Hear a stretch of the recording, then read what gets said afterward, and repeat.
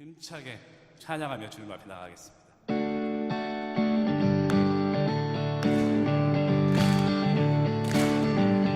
주를 앙모하는 자, 주를 앙모하는 자 올라가 독수리가 주를 기뻐하는 자, 주를 기뻐하는 자 올라가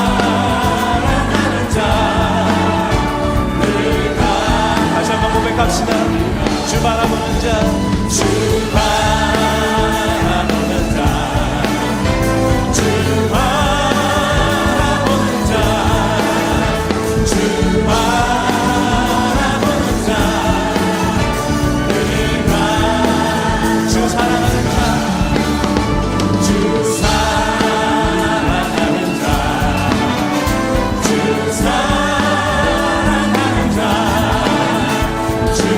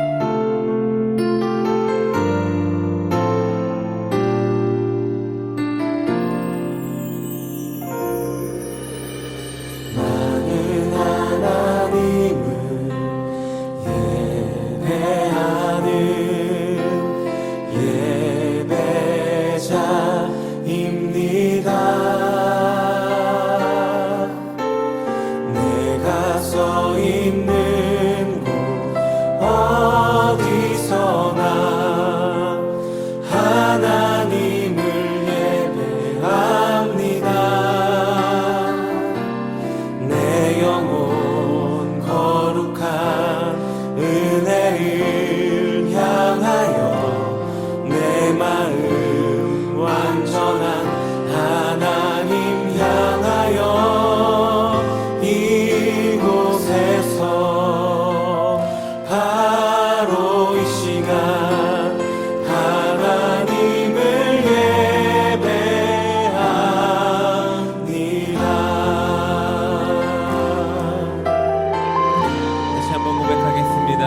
하나님을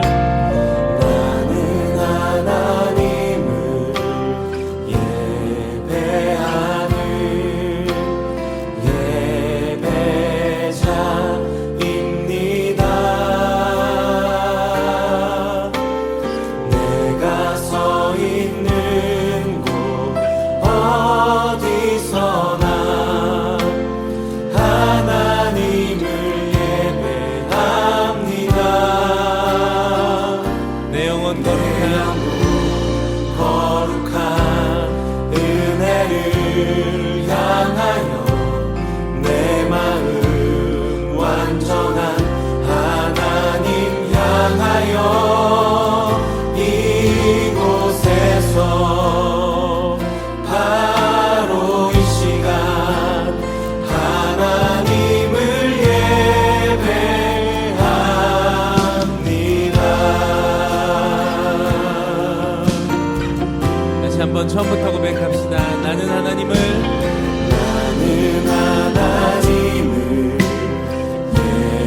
예배하는 예배자입니다. 내가 서 있는 곳 어디서나 하나님을 예배합니다.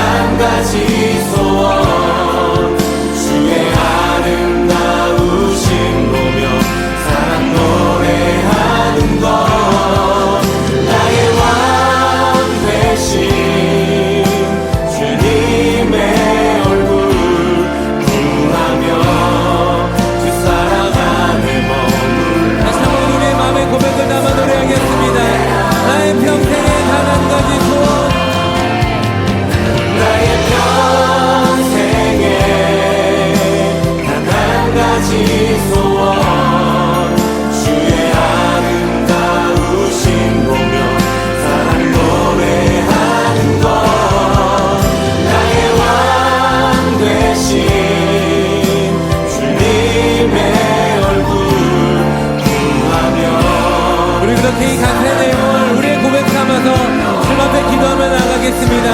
주님, 내가 주님 한 분만을 바라보고 주님만을 예배함으로 살아가길 소망합니다.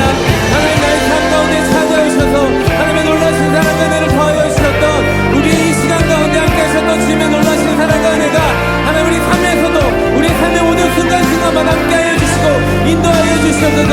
이렇게 우리 삶을 주님 앞에 올려드리면서 같이 기도하시며 나가겠습니다. 오 주님, 우리 모든 것 되신 주님, 우리가 주님 한 분만을 바라보고 나아갑니다. 하나님, 주님 찾아오신 주님 감사와 찬양 드립니다. 하나님, 그 어떤 것도 비교할 수 없는 하나님 은혜와 사랑으로 가운데 넣어주셔서 감사드립니다.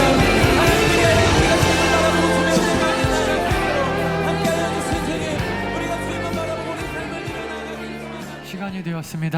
다 같이 주악에 맞춰 묵도드리심으로 2021년도 9월 마지막 제주 더 나은 교회 주일 온라인 예배 주님 앞에 거룩하게 드리도록 하겠습니다. 의인이 부르짖음에 여호와께서 들으시고 그들의 모든 환난에서 건지셨도다. 여호와는 마음이 상한 자를 가까이 하시고 충심으로 통회하는 자를 구원하시는도다. 의인은 고난이 많으나 여호와께서 그의 모든 고난에서 건지시는도다. 그의 모든 뼈를 보호하시며 그 중에서 하나도 꺾이지 아니하도다. 악이 악인을 죽일 것이라. 의인을 미워하는 자는 벌을 받으리로다. 여호와께서 그의 종들의 영혼을 속량하시나니 그에게 피하는 자는 다 벌을 받지 아니하리로다. 아멘. 신앙 고백하겠습니다. 나는 전능하신 아버지 하나님 천지의 창조주를 믿습니다. 나는 그의 유일하신 아들 우리 주 예수 그리스도를 믿습니다. 그는 성령으로 잉태되어 동정녀 마리아에게서 나시고 본디오 빌라도에게 고난을 받아 십자가에 못 박혀 죽으시고 장사된 지 사흘 만에 죽은 자 가운데서 다시 살아나셨으며 하늘에 오르시어 전능하신 아버지 하나님 우편에 앉아 계시다가 거기로부터 살아있는 자와 죽은 자를 심판하러 오십니다. 나는 성령을 믿으며 거룩한 공교회와 성도의 교제와 죄를 용서받는 것과 몸의 부활과 영생을 믿습니다. 아멘.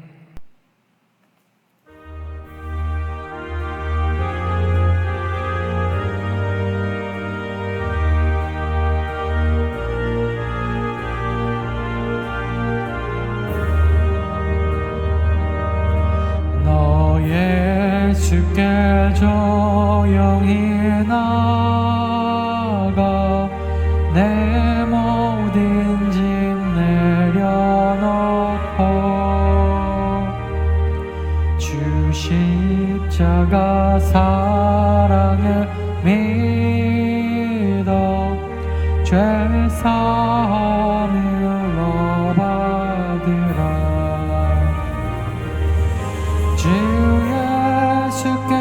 조용히 나가 내 마음을 쏟아놔라. 내일은 미리 보시는 주님 비는 나를 베푸시리. 주 예수의 은혜를 입어 내 슬픔이 없어지리. 내 이웃을 사랑하여 너 받은 것 거저주라. 주 예수께 조용히 나가 내 마음을 쏟아놔라. 내일은 미리 보시는 주님 그는 나를 베푸시리.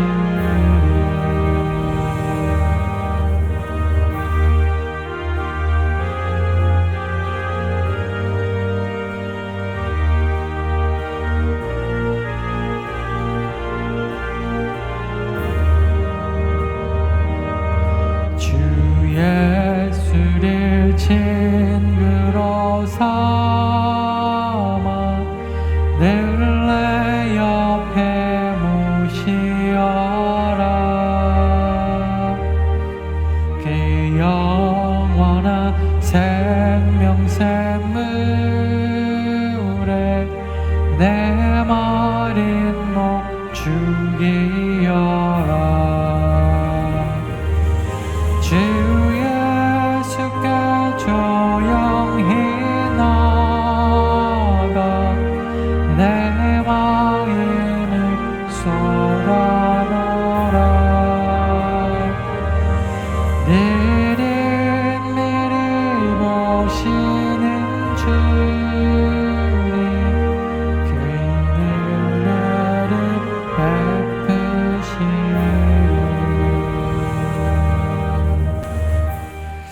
우리가 함께 기도할 때 이번 지난주에 우리 추석 명절이 있었는데 혹시 주 안에서 또 합당하지 못한, 성도로서 합당치 못한 또 우상숭배나 죄를 또 범한 우리 영혼들 하나님 앞에 예수 그리스도의 보혈의 능력으로 이 시간에 우리가 눈물로 하나님 앞에 회개하며 나아갈 때 주여 우리의 죄를 용서하여 주시고 십자가 보혈로 우리의 죄를 깨끗게 하여 주시옵소서. 간절하게 같이 한번 회개로 기도하고 또 아픈 성도 없도록 몸과 또 마음 닫혀있는 성도들 없도록 오늘 말씀 들을 때 하나님의 말씀이 또 우리의 마음을 시원케 하고 우리의 삶을 변화시켜 주시고 새로운 소망과 희망의 메시지 부어달라고, 또 영역 간의 강건함과 또 물질로 인하여 어려움 당하는 성도 하나도 없도록 이 땅에서의 또 물질의 축복도 함께 허락해달라고 우리 같이 간절하게 오늘 예배 주실 말씀 기대하면서 우리 기도합니다. 다 같이 기도하겠습니다. 살아계신 주님, 이번 한 주도 주님 안에서 아버지 하나님 우리가 살아가게 하심을 감사합니다. 혹 추석 명절을 지나며 아버지 우리가 더 우상을 숭배하고 원치 않는 아버지 하나님 또 알고지언정 모르고지언정 주님 앞에 저질렀다고 시간에 우리가 눈물로 회개하니 아버지 예수 그리스도의 십자가 보혈로 우리의 회개에 응답하여 주시고 치유하여 주시고 회복시켜 주시고 하나님의 능력으로 예수 그리스도의 보혈의 능력으로 주시옵소서. 아픈 성도 있음에 영역 간의 강건함도 허락하여 주시고 몸이 아프고 피곤하고 또 아버지 하나님 우리가 힘들고 어려워서 주님의 일을 주님의 사명을 감당하지 못하는 성도 하나도 없도록 주의 은혜를 허락하여 주시옵소서. 무슨 일을 하든 이가 주 안에서 행하기로 원합니다. 하나님의 뜻대로 행하기로 원합니다. 주님 앞에 영광된 삶 살아드리기 원합니다.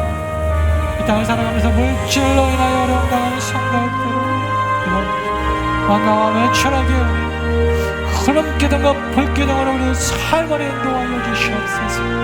오늘 저희가 하나님의 말씀 들을 때 우리의 마음이 활짝 열리고 30배, 60배, 100배의 천국의 열매로 맺어지는 하나님 말씀 온전히 한 번만 영광 보여주고 복된 시간 되게 하여 주시옵소서.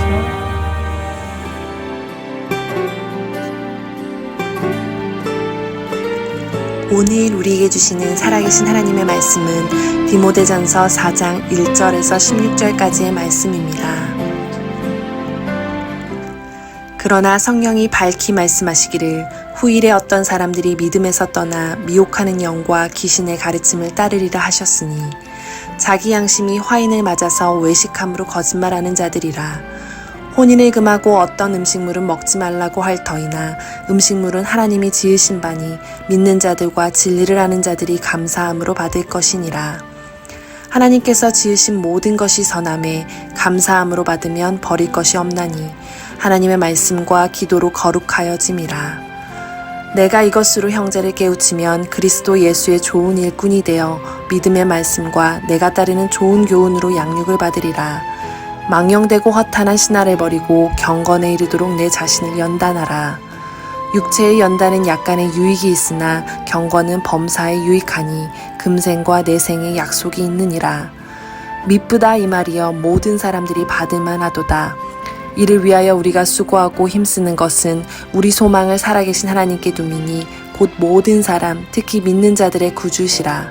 너는 이것들을 명하고 가르치라. 누구든지 내 연소함을 업신여기지 못하게 하고 오직 말과 행실과 사랑과 믿음과 정절에 있어서 믿는 자에게 본이 되어 내가 이를 때까지 읽는 것과 권하는 것과 가르치는 것에 전념하라. 내 속에 있는 은사 곧 장로의 혀에서 안수받을 때에 예언을 통하여 받은 것을 가볍게 여기지 말며 이 모든 일에 전심전력하여 너의 성숙함을 모든 사람에게 나타나게 하라. 내가 내 자신과 가르침을 살펴 이 일을 계속하라. 이것을 행함으로 내 자신과 내게 듣는 자를 구원하리라. 아멘.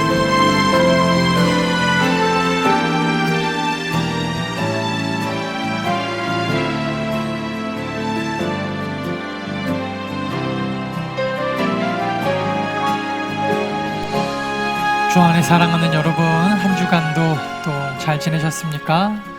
추석 명절이 우리 지난주에 있었는데 하나님 안에서 또 가족들과 또 주 안에서 행복하고 또 거룩한 또 추석 명절, 우리 더나온교회 성도님들은 절대 어떠한 또 우상 숭배도 하지 않는 그런 명절 다 보내셨을 것이라고 생각합니다.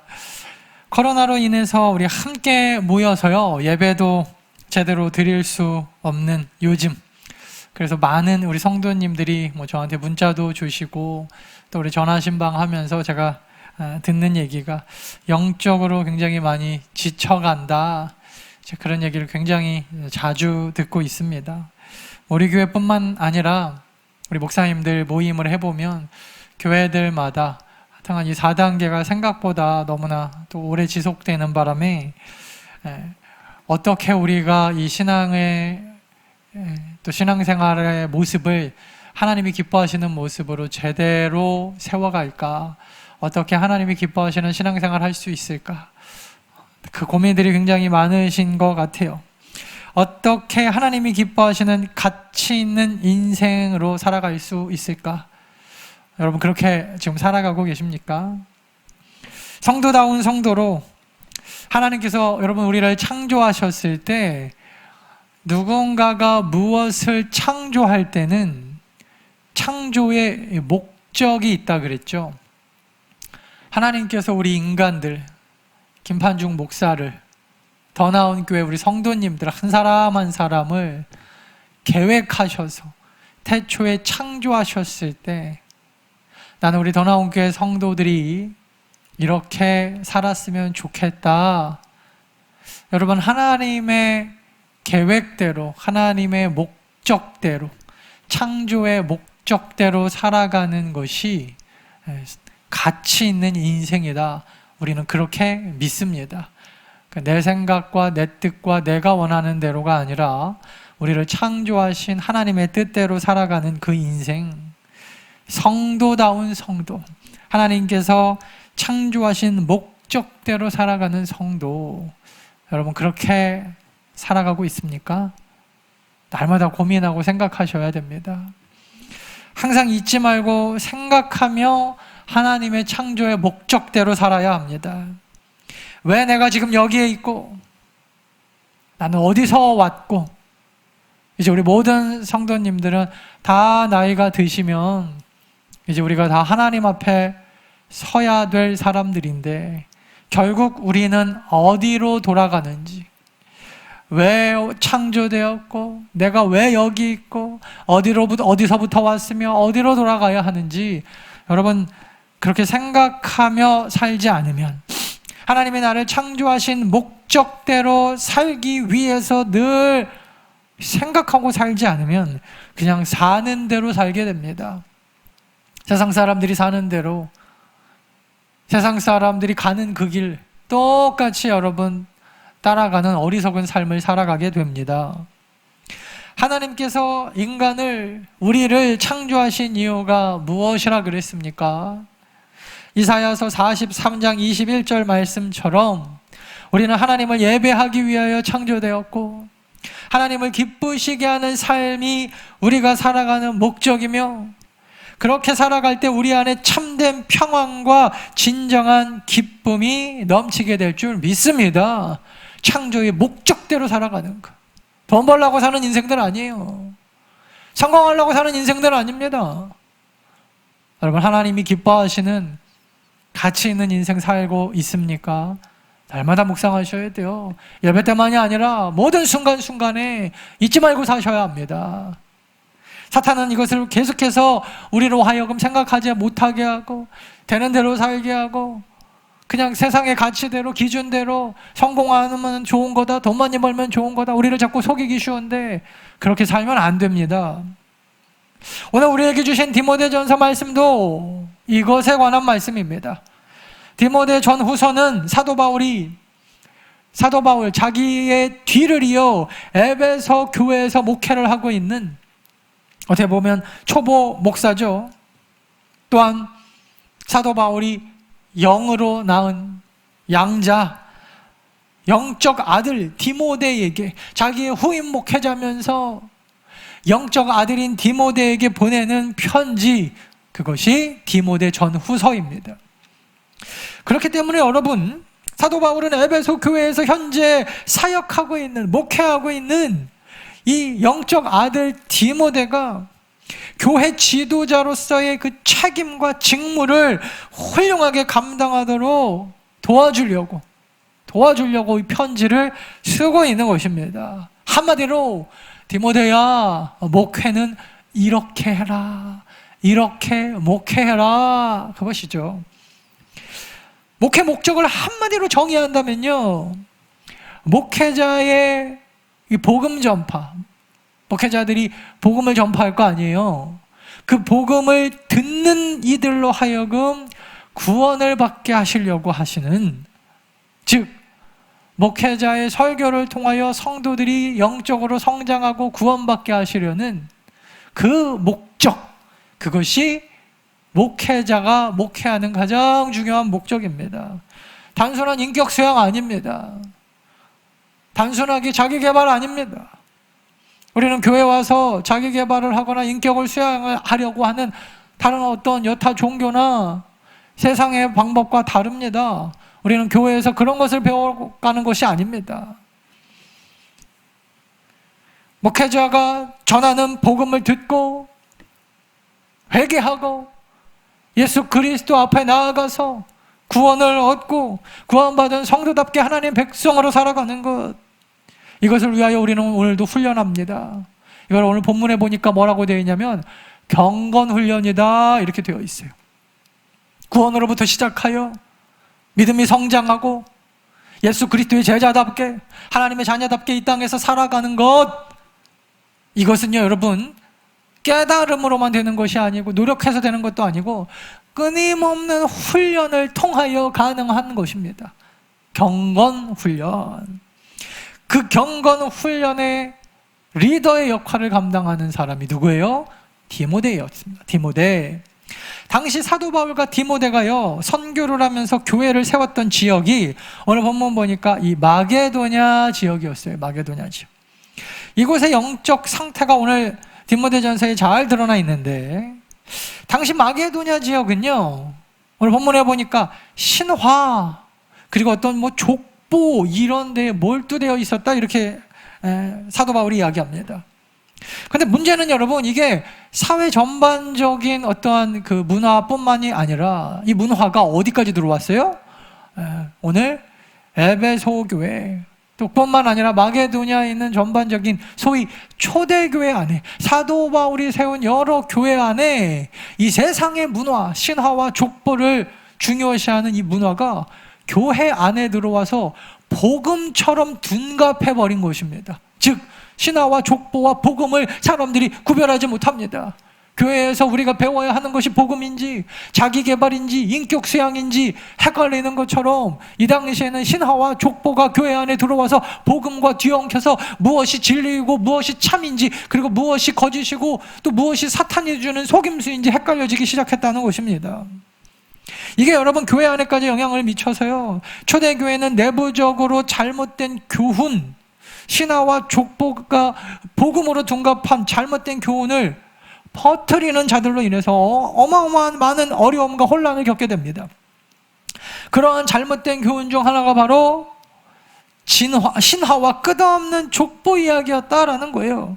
신화는 아주 오래된 옛날 이야기를 이야기합니다.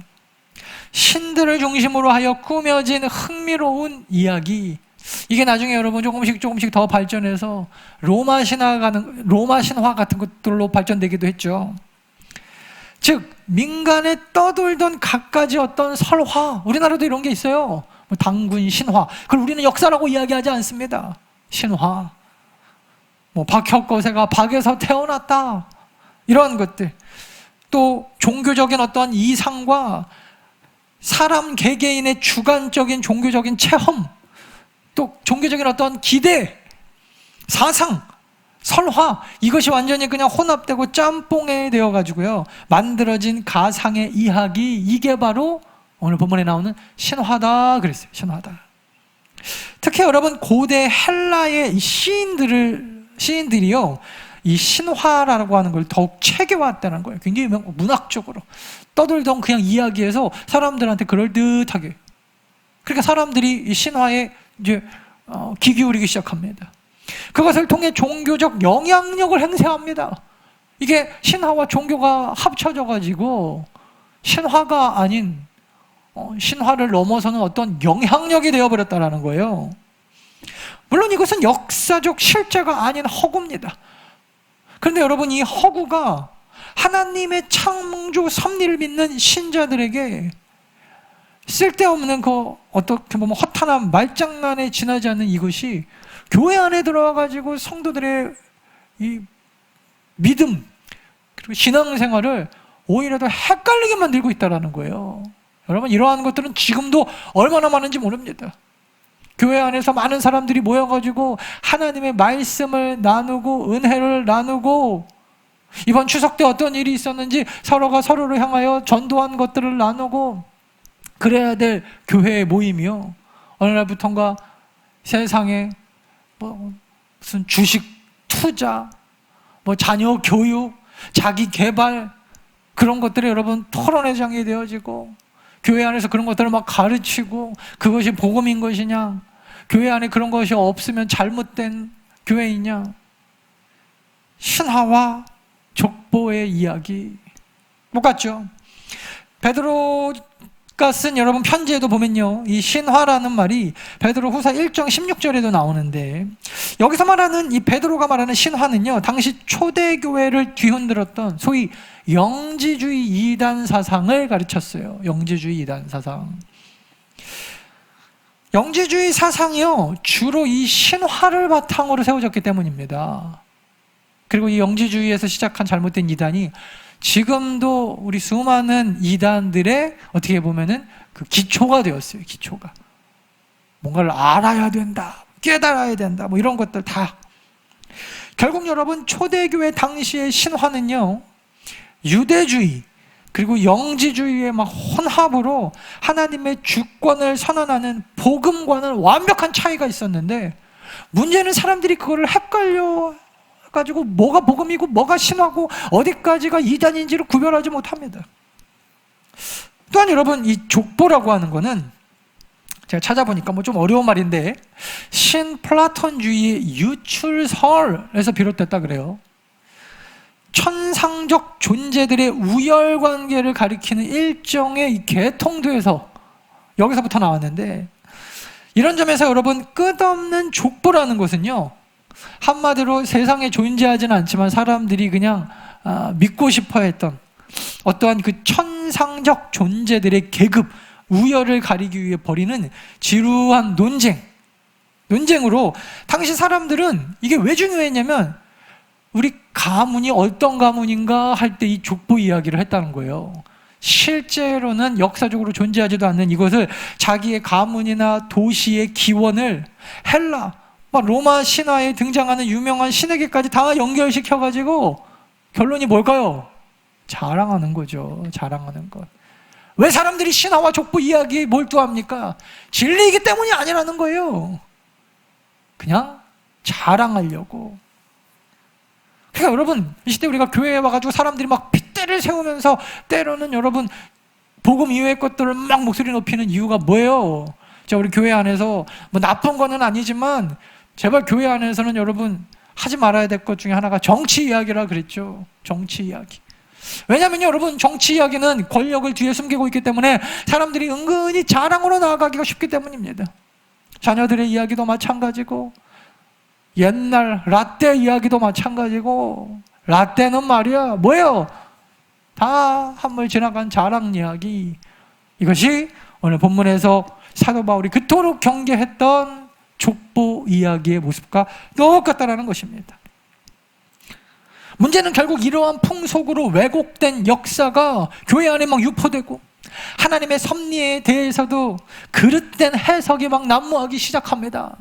성경보다 사람들이 신화와 족보를 더 믿습니다. 신화와 족보와 성경이 부딪힐 때는 사람들이 뭐라 그래요? 아유, 목사님 그거는 다 세상에 성경에서 하는 얘기고, 목사님이 세상을 몰라서 그럽니다. 목사님이 뭐 경제도 모르고 목사님이 회사도 모르고 그러니까 하시는 소리지 복음만 갖고 어떻게 삽니까? 하시는 분들이 간혹 있는데 사실 여러분 똑같죠. 오늘 좀 이야기하는 것과 사람들이 여러분은 성경보다 신화와 족보를 더 믿고 더 따르고 더 의지하고 이러한 것들이 교회에 들어와서 그냥 완전히 큰 문제가 되어버렸어요. 왜냐하면 그것이 오히려 성도들의 신앙 성장에 도움이 되는 게 아니라 방해가 되어버리고, 더 나아가서 여러분, 내가 그런 가문에서 그런 신화를 많이 알고 있는 것, 내가 이렇게 지식을 가지고 있는 것이 신앙생활하는데 도움이 될 거라고 착각을 하기 때문입니다. 예를 들면 이런 것이죠. 돈은 많이 벌면 신앙생활에 반드시 도움이 된다. 그럴 수도 있고 안 그럴 수도 있는데, 내가 좋은 대학에 들어가는 것은 내 신앙 성장에 반드시 도움이 된다. 여러분 거기서부터는 잘못 가시는 거예요. 우리가 좋은 대학에 들어가고 돈을 많이 버는 거는 우리가 복음 안에서 때로는 그것이 사용되어질 여력이 있기 때문에, 그러니까 뭐 돈도 여러분 복음 전파하는데 없는 것보다 나을 때가 있고, 좋은 대학 들어가는 게 때로는 대학을 안 들어가는 것보다 나을 때가 있기 때문인데, 절대로 그렇다고 생각하는 거는 잘못된 복음이죠. 여기서부터는 절대로 예수 믿는 사람은 부자여야 되고, 예수 믿는 사람은 뭐 집도 커야 되고, 예수 믿는 사람은 학벌도 좋아야 되고, 허탄한 신화와 족보에 매몰된. 그래서 나중에 여러분 신앙생활가요, 자기의 성공이 헷갈려져요. 내가 성공하고 돈을 많이 벌면 뭐라 그래요? 축복이다 뭐 이렇게 얘기하는데, 축복의 한 종류일 수는 있지만, 그럼 여러분 뭐 가난하면 다 우리가 뭐 복을 못 받았다 이렇게 말할 수도 없잖아요. 그러니까 여러분, 오히려 여러분 그것이 신앙 성장의 방해 요소가 되기 때문에 사도 바울이 이거에 대하여 지금 경고하고 있는 거예요. 경고.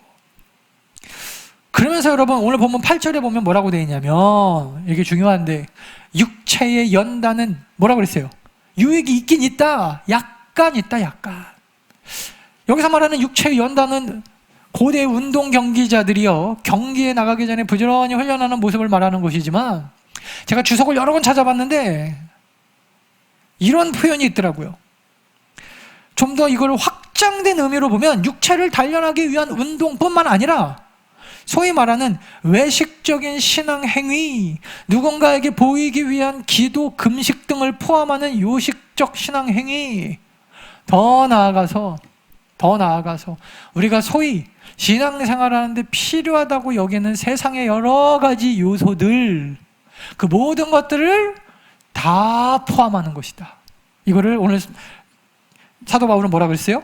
육체의 연단, 즉 그 모든 것들이 다 필요 없는 것은 아니지만, 때로는 우리가 금식도 해야 되고, 때로는 우리가 금욕도 해야 되고, 때로는 돈도 벌어야 되고, 때로는 뭐 좋은 곳에 취직도 해야 되고, 학벌도 좋은 것이 약간의 유익은 있으나 그것이 우리를 구원하는 것은 아니라는 것입니다.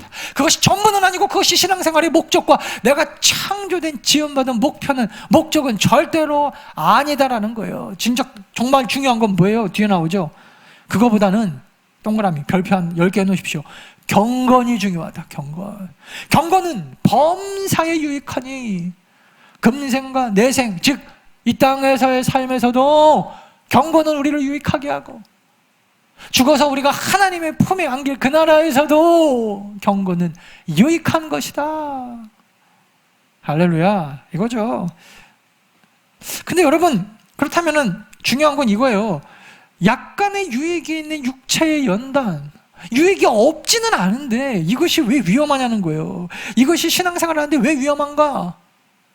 사람들은 육체의 훈련을 통해서 자기가 영적인 깨달음에 도달할 수 있다고 믿기가 쉽기 때문입니다. 다른 말로 하면 내가 금욕함으로, 내가 철회를 하고, 내가 뭔가 신앙생활에 그 어떤 사람들에게 보여지는 행위를 열심히 하면 내가 구원도 받을 수 있고, 내 힘으로, 그죠? 더 나아가서 나 지금 신앙생활 잘하고 있구만, 나는 새벽에도 기도하고 하루에 큐티를 1시간 이상을 하고 매일 기도를 하고 헌금을 얼마를 하고 11조를 하고 때때로 금식도 하고 금욕을 하는데 누가 나보다 더 믿음이 좋을 소냐? 그래서 사람들이 여러분 이 육체의 피곤함을요 때로는 즐기기 시작합니다. 다른 이방 종교들이 그렇죠. 육체의 고행을 가함으로써 자기가 지금 대단한 위치에 올라왔다고 착각하기가 쉬워져요. 육체적 피곤함을 신앙의 성장, 경건 훈련하고 헷갈려요. 이거 경건이 아닌데 금식을 하거나 오랜 시간 금욕을 통해서 뭔가 깨달음이 얻어지고 좀 심하게 얘기하면 배고프면 헛것도 보이거든요. 제가 예전에 어느 소위 이슬람 2단 종파, 거기도 이슬람도 2단들이 있어요. 거기는 소위 말하는 자기네들 회당 같은 데 들어가가지고 기도하면서 이렇게 손 벌리고 뺑글뺑글 100바퀴를 돈다는 거예요. 그렇게 하고 자기 육체의 한계에 이렇게 뺑글뺑글 돌면서 육체의 한계에 도달하게 되면 접신을 한다, 알라를 만난다. 별로면 이단들이 다 있던데, 여러분 뺑글뺑글 돌면요 멀쩡한 사람도 접신합니다. 정신이 헷가 나가면서. 그런 것들을 통하여 뭔가 깨달음을 얻으면 스스로 자기가 구원자가 될 수 있을 거라는 착각, 사람과 관계를 끊고 육체의 모든 욕구를 다 끊으면 깨달음을 얻어서. 조영기 목사님 지난주에 돌아가셨는데, 조영기 목사님 제가 요즘에 설교를 찾아 듣고 있거든요. 근데 그런 설교 하신 적이 있더라고요. 이분이 간증을 하신 거 제가 봤는데, 이분이 불교에 정통하신 분이신 거 아시죠? 원래부터 불교, 어마어마한 불교 집안인데, 누가 자기를 전도하려고 했을 때 자기는 절대 죽으면 죽었지. 그때 폐병으로 3개월 그 시한부 인생 선고받고 예수 믿으면 산다 그랬을 때 내가 죽으면 죽었지 종교는 못 받겠다 그랬다라는 거예요. 그러다가 아시는 친구 누님의 권유로 예수를 믿게 됐는데, 자기가 처음으로 이제 성경을 읽어보니까 마태복음의 예수 그리스도의 사역을 보면서 제가 깜짝 놀랐대요. 불교와의 가장 큰 차이점에 대하여 한마디로 얘기하라면 불교는 체념의 종교. 날마다 병은 존재하지 않는 것이다, 생각이 병이다, 이렇게 하면서 다 체념하라 그러는데, 예수 그리스도를 만난 모든 사람들은 모든 문제 해결을 다 받더라는 거예요. 인생은 체념이 아니라 예수 그리스도를 만나서 해결하는 거구나, 해결받는 거구나. 죄의 문제, 질병의 문제, 그 모든 것들을 해결받는 거구나. 여러분, 육체적인 훈련이 우리에게 주는 오히려 여러분 해악이 있어요. 육체 훈련이 별거 아니라는 게 아닙니다. 약간의 유익이 있긴 있는데 인간들에게, 우리들에게 궁극적인 구원과 참된 평안과 안식을 주지 못한다는 거예요. 우리가 구하는 것은 생명이지, 죽었다가도 살아나는 생명이지, 단순하게 그냥 약간의 유익을 위하여 우리는 육체의 고행을 하는 그런 종교가 아니라는 것입니다. 또한 여러분, 지식적으로 아는 것과 경건도 다릅니다. 이것도 헷갈리기가 쉬운데 많은 그 사람들이 연약해가지고요, 내가 아는 만큼 나는 잘 살고 있다고 착각하기가 쉬워요. 그래서 자기가 잘 살지를 못하면 아는 것에 집착합니다.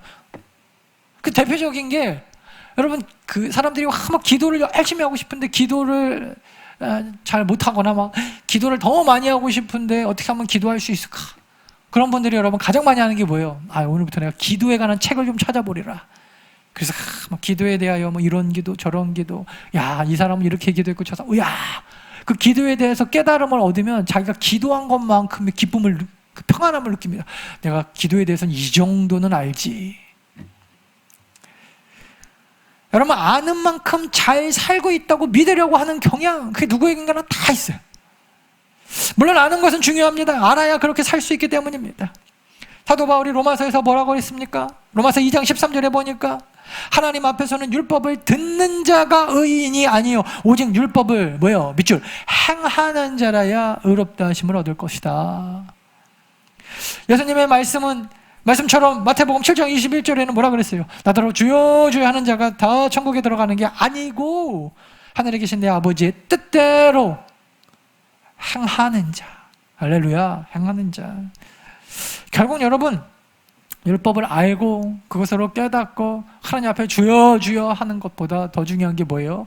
실제로 그렇게 살아가는 것. 그런데 육체의 훈련을 통하여 우리가 착각하기 쉬운 게, 지식이 우리 안에 들어오면요, 내가 알기 때문에 나는 그렇게 그냥 살아가고 있다고 착각하기가 쉬워요. 차라리 모르니만 못한다는 것입니다. 아는 것은 행하기 위하여 아는 것이지 아는 것으로 구원을 받는 것이 아닙니다. 그런데 인간들은 자기가 아는 만큼 그렇게 잘 살고 있다고 착각하기가 쉬워요. 저 같은 목회자들이 가장 그렇겠죠. 웬만한 평신도보다는 아는 게 너무 많으니까 내가 저들보다는 낫지 않을까. 마지막으로 여러분, 또한 모든 금욕적인 게 다 경건이 아닙니다. 하나님께서도 성도들에게 금욕을 명령하신 때가 있었어요. 금욕, 금식, 뭐 오락을 금하는 행위, 특별히 뭐 안식일에는 오락을 금하라, 이런 명령도 주셨거든요. 그러므로 여러분, 그렇게 그런 것들을 금하는 것은 단순히 그 행위보다 그것을 행하는 이유를 알고 행하는 게, 그게 중요한 거예요. 그게 그냥 단순하게 우리가 아까도 말씀드렸지만 금욕을 하는 자체를 즐기면 안 됩니다.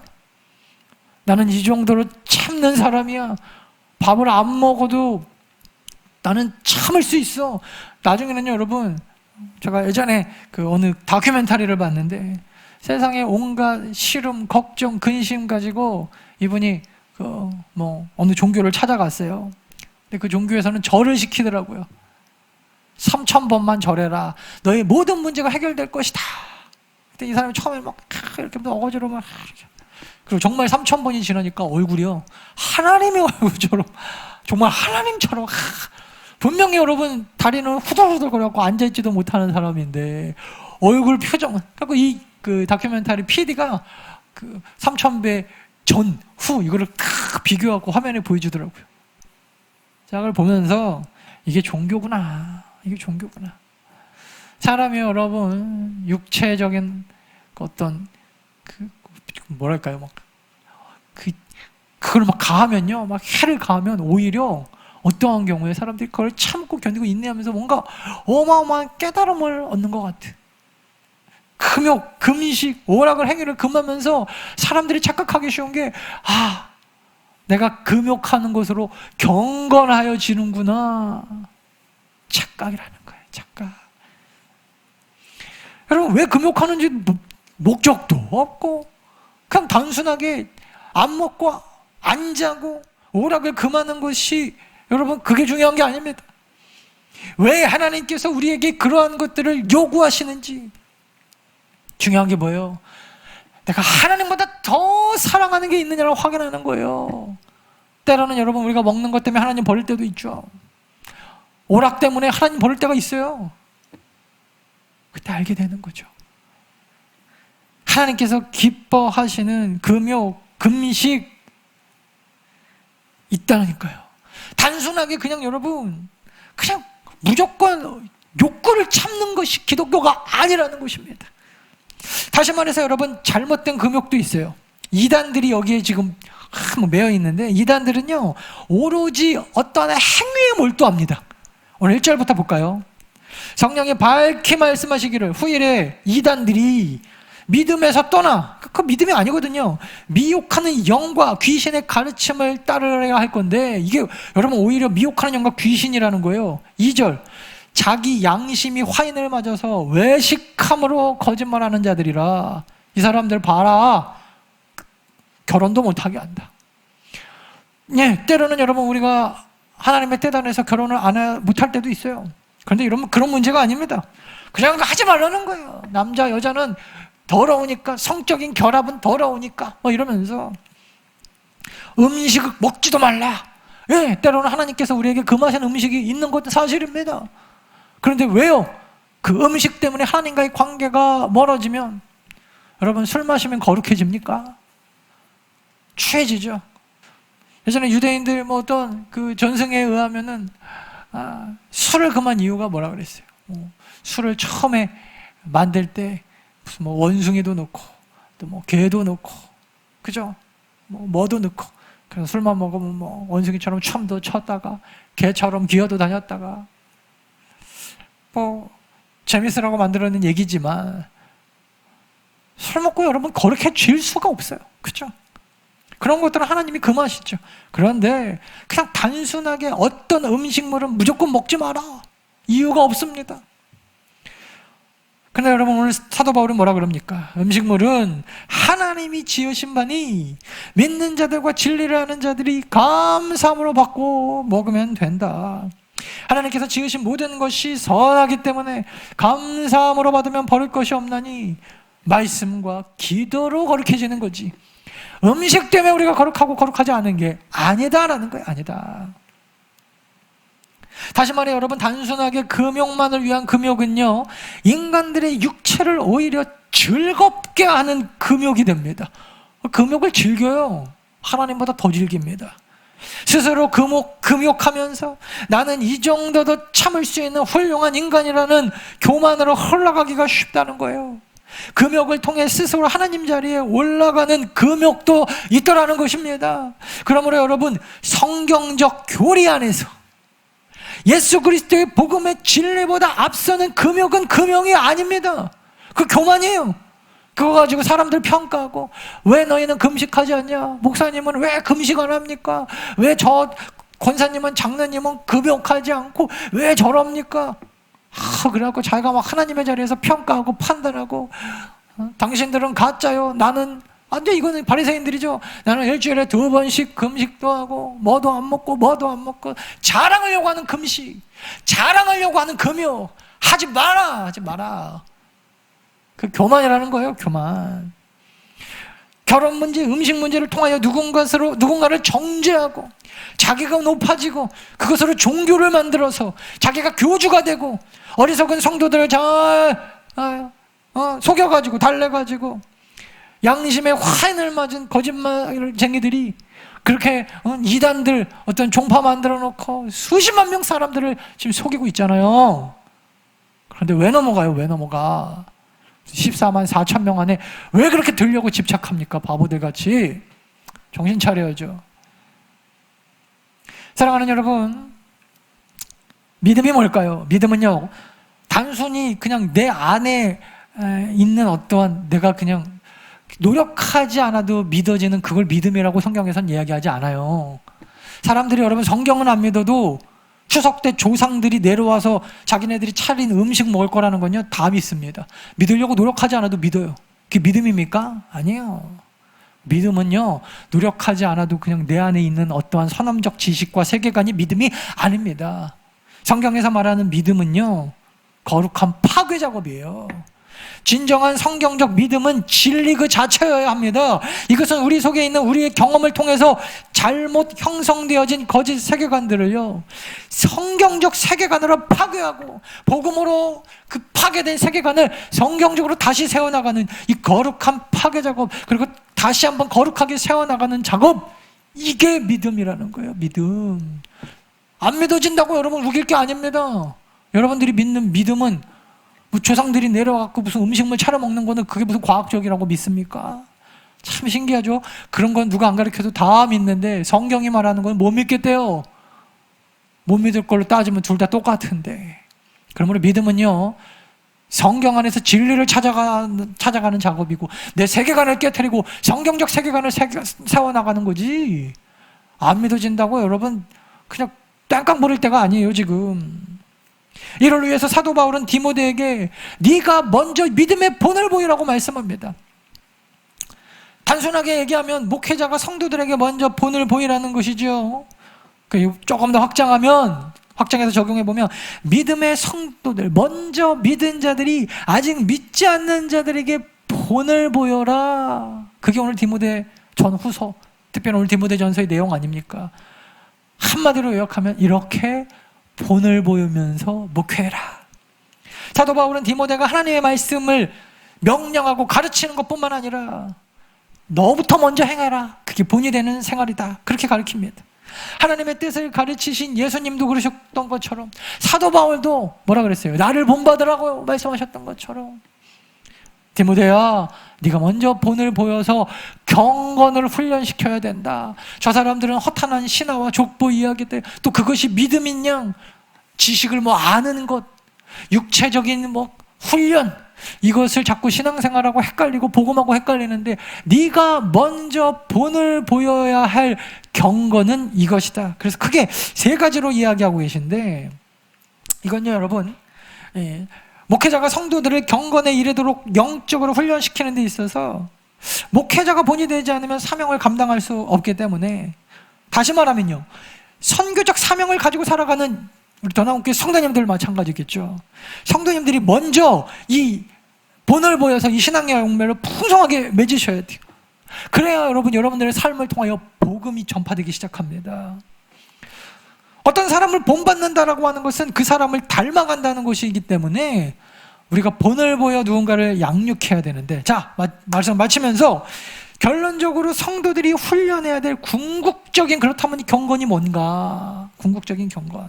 오늘 11절 이하에 보면 사도 바울이 권하는 경건 훈련의 내용이 구체적으로 쭉 나옵니다. 그 중에서 오늘 13절 볼까요? 읽는 것, 권하는 것, 가르치는 것 전념하고, 뒤에 보면 은사를 개발하라. 저는 그래서 이거를 크게 한 세 가지로 나눠보고 싶어요. 첫 번째로 말씀을 읽는 것. 이거는요, 우리가 말씀을 읽는 거라기보다는 이거를 좀 원어적 표현해 보니까요, 성경을 강독하는 것으로 되어 있어요. 강독하는 것. 이 당시에 여러분 교회 글을 모르는 사람들이 많았어요. 그래서 구약 성경은 히브리어로 쓰였고, 또 여러 가지 복음서나 또 서신서 같은 거는 헬라어로 쓰였는데, 이 당시에 사도 바울의 편지도 사실은 강독을 했겠죠.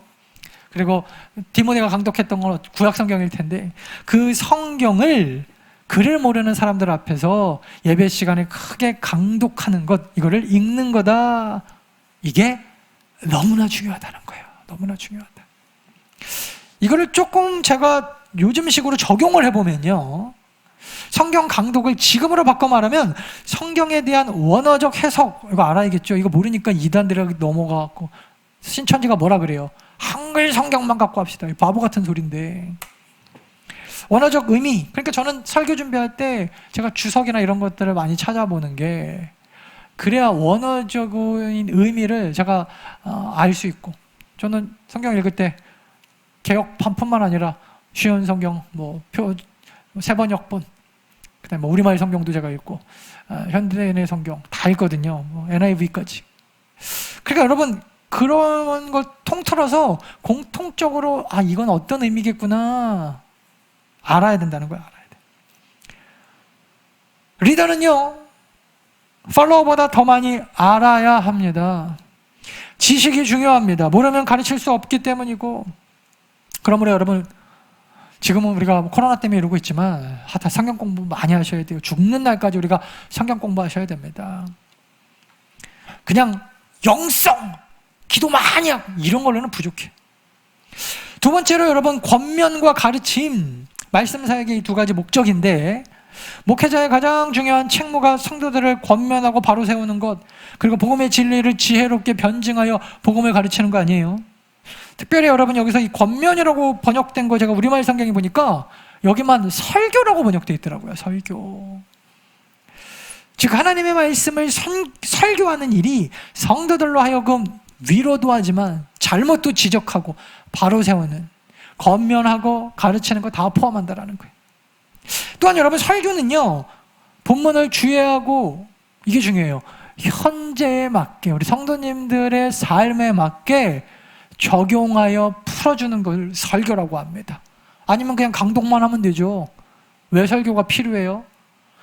분명한 그 의미를 알고 성도님들의 현재 상황에 맞게 절대 말씀에서 벗어나지 않게 적용할 수 있는 걸 설교라고 하거든요. 그러므로 여러분, 설교는 뜬구름 잡는 옛날 교훈이 되어서는 안 됩니다. 이거는 현실적이고 현재적이어야 됩니다. 설교는 현재성이에요. 현재성. 살아서 운동력이 있다는 것, 죽은 옛날 고어가 아닙니다. 그저 이름만 유명한 고전이 아닙니다. 설교는 살아서 운동력이 있는, 현재 여러분들의 삶을 변화시킬 수 있는 그런 가르침과 권면이 되어야 되는 거예요. 목회자만입니까? 아니요. 여러분들이 복음을 전하는, 여러분들이 복음을 듣는 모든 사람들에게 여러분 그렇게 전하셔야 된다는 겁니다. 마지막 세 번째는요, 여러분, 은사 개발이죠. 우리 성도들에게는 하나님께서 주시는 각자의 은사들이 다 다릅니다. 이것을 절대 소홀히 여기지 말라. 소홀히 여기면 안 됩니다. 어떤 사람에게는 찬양의 은사, 어떤 사람에게는 기도의 은사, 또 누구에게는 섬김의 은사, 봉사의 은사, 건강도 은사고요. 하나님께서 나에게 재정적인 은사를 주신 분들도 있을 거고, 시간적인 여유의 은사를 주신 분도 있을 거고, 내가 다른 사람들보다 조금 더 가지고 있는 것, 내 안에 하나님께서 주시는 부담감, 여러분 그게 은사예요. 은사.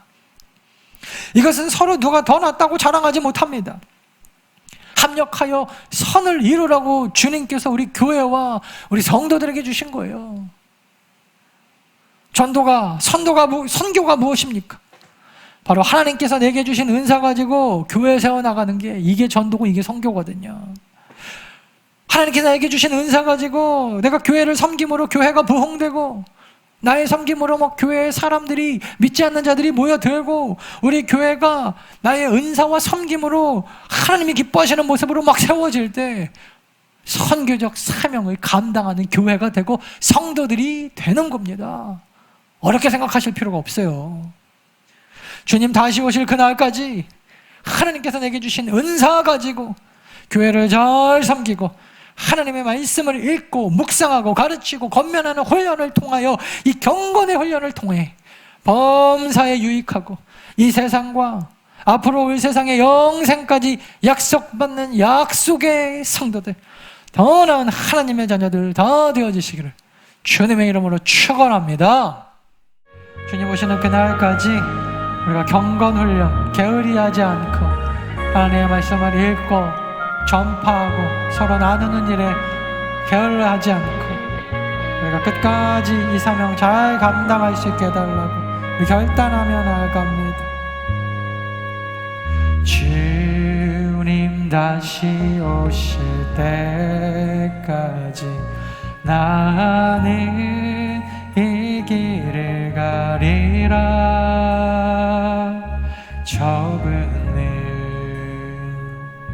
좁은 길 나의 십자가 지고 나의 가는 이 길 끝에서 나는 주님을 보리라. 영광을 내 주님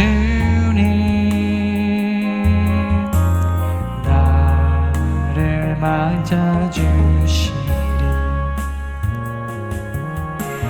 주님 다시 오실 때까지 나는 이런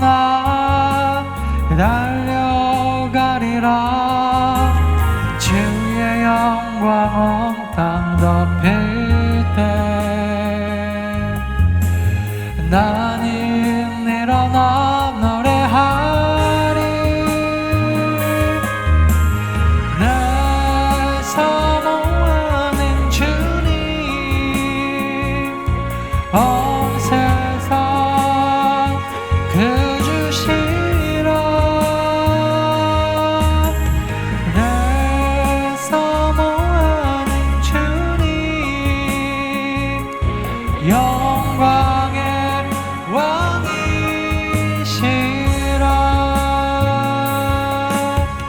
주님 다시 오실 때까지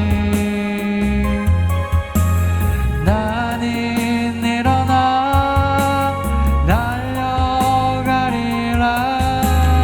주의 영광 온 땅 높일 때 나는 일어나 노래하리. 내 사모하는 주님 온 세상 그 주시라. 내 사모하는 주님 영광의 왕이시라.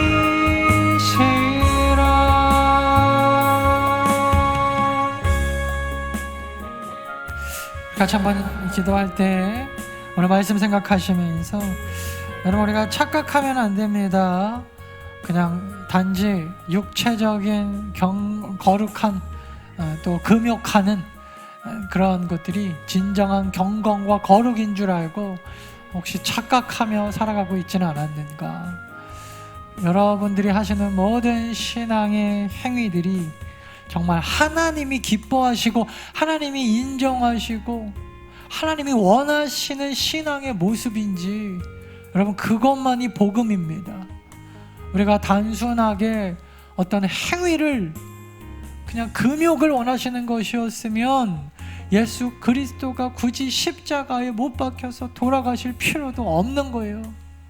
오직 우리는 하나님이 기뻐하시는 신앙생활, 하나님이 원하시는 금욕, 하나님이 원하시는 경건, 말씀을 읽고 또 나누고 가르치고 묵상하는 그것에 우리가 또 훈련에 쉬지 않도록 더 많이 여러 말씀을 읽고요, 또 만나는 많은 사람들에게 권면하고 가르치고, 또 여러분들이 가지고 있는 그 은사, 그거 가지고 교회를 아름답게 잘 세워나갈 때 하나님의 나라가 확정되어지고 하나님이 기뻐하시는 거룩하고 경건한 우리 성도들이 될 줄 믿습니다.